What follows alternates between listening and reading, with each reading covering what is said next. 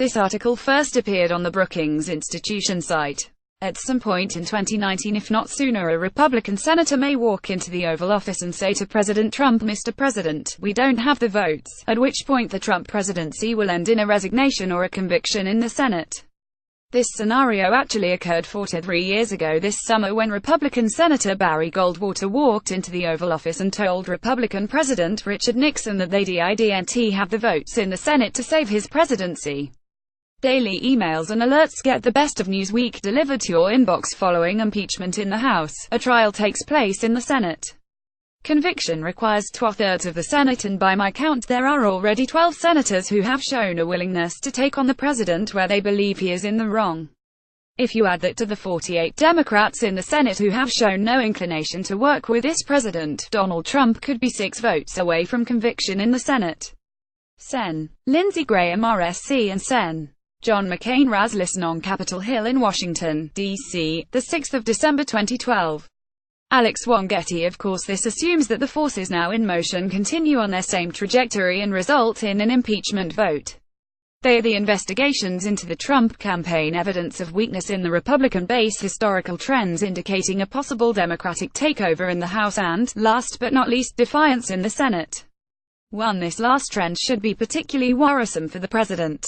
Article 1 of the Constitution gives them the last word on the presidency. And yet, instead of making friends in the Senate, Trump has done exactly the opposite. After the Senate failed to pass his Obamacare replacement, Trump took to Twitter to denounce them as fools and total quitters. That could not have gone over well with the senators who opposed him along the way. One of them, Senator Susan Collins R. Maine, arrived home to an impromptu gathering of supporters at the Portland airport who applauded her vote against the president's replacement of Obamacare. Senator Lisa Murkowski-Walaska was defiant after being called out by the president, saying no second thoughts at all. None, after her vote against the president on health care. Senator Mike Lee Rutar has been none too pleased with the efforts to repeal Obamacare, insisting that it does not go far enough in lowering premiums for middle-class families, but perhaps the most high-profile opposition to the president came from Senator John McCain Rares, who returned to Washington from his hospital bed to cast the dramatic and final vote killing the Republican replacement for Obamacare. After Trump, during the presidential campaign, ridiculed McCain's 7 years in a prison camp in Hanoi, the Arizona senator showed he is clearly not afraid to take on the president. Another Republican senator from the West, Dean Heller RNEV, also felt free to criticize the president and vote against him on several key issues. Senators Rob Portman Royo and Shelley Moore Capito RW, have been vocal in their opposition to the president's budget, especially the proposed cuts in drug treatment programs. Capito threatened to lead a bipartisan group of my colleagues on the Appropriations Committee and in the Senate to reject those proposed cuts. They are part of the 18 Republican senators who voted against the Trump budget. A second major setback for the president in the Senate was passage of a Russia sanctions bill that curtailed the president's freedom of action. In adjusting sanctions, a clear signal that an overwhelming number of senators don't trust the president on Russia issues. As a further reflection of that interbranch distrust, there are 2 bipartisan bills in the Senate which would check the president's ability to fire the special prosecutor Robert Mueller looking into the Russia issue.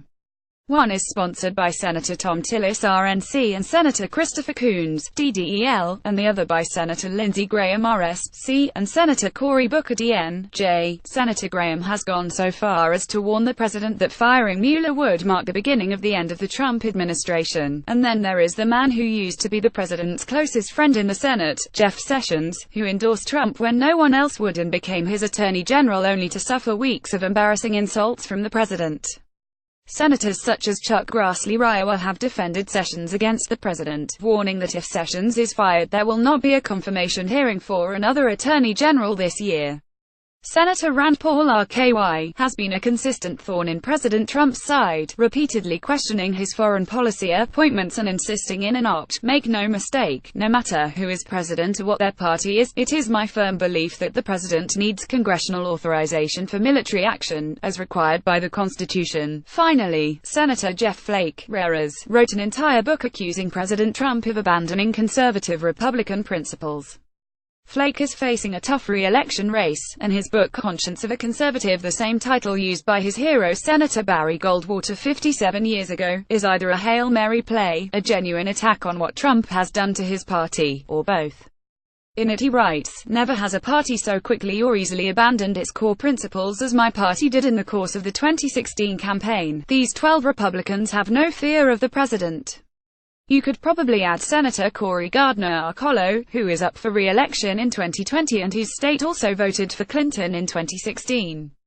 The president needs to start making friends in the United States Senate. 1 On average, since the Truman era, a president's party loses more than 28 House seats in his first midterm election. In 2018, Democrats need to pick up 24 seats to win back the House. Elaine C. Kamarck is a senior fellow in the Governance Studies program as well as the director of the Center for Effective Public Management at the Brookings Institution.